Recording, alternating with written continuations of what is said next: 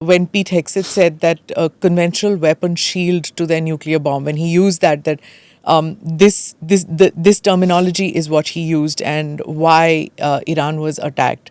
What was your first thought? That did you feel it was justified, the attack on Iran? I guess my first thought was this is yet another explanation for why we have entered into this war. I think that was either the third or the fourth, depending on how you count.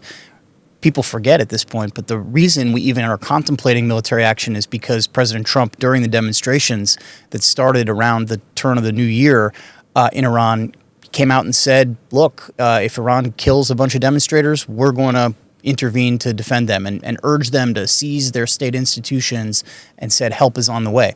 Well, those demonstrations were crushed. President Trump himself has said maybe 30,000 people were killed. The United States didn't take action. So then the rationale shifted. Maybe the nuclear program, which had been totally obliterated, and again, according to the president last summer, was starting to advance again, and the U.S. needed to take military action for that reason. Pete Hegseth offered yet another rationale, as you said, long-range missiles, conventional missiles that are supposedly unacceptable to the United States and its allies.